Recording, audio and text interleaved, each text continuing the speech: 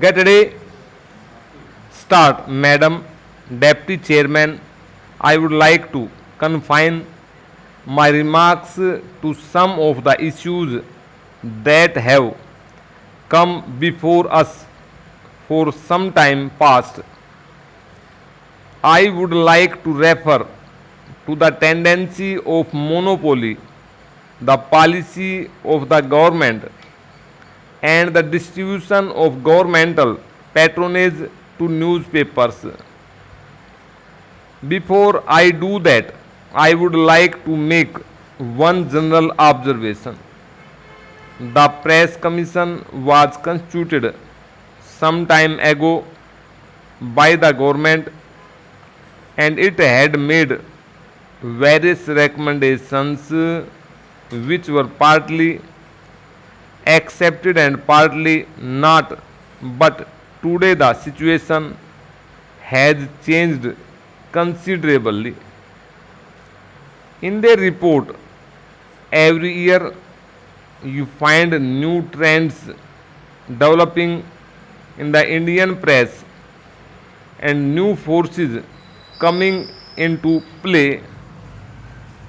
I feel the situation has changed considerably now since the first press commission was constituted, and I would suggest that there should be a second press commission to make a thorough inquiry about the various problems confronting the Indian press.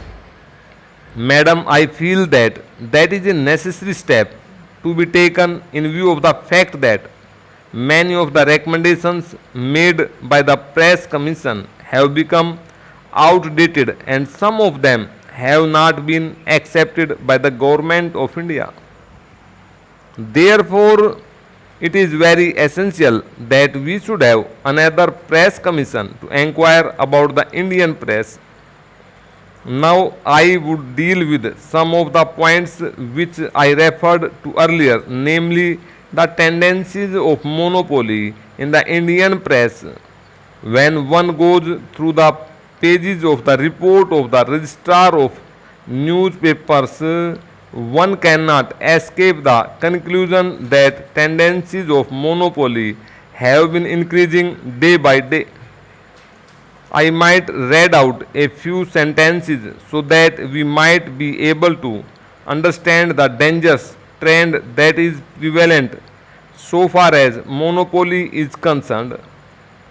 The registrar of newspapers says in chapter 5 that there is a further concentration of newspapers under common ownership as represented by chains, groups, and multiple units. I would like to know whether we should not cry a halt to this growth of monopoly in the press. The question is how to do it, how to bring about diffusion in paper ownership.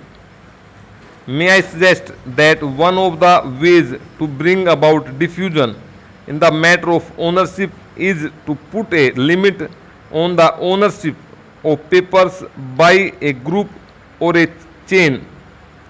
We have now to consider whether a certain amount of limit should not be contemplated.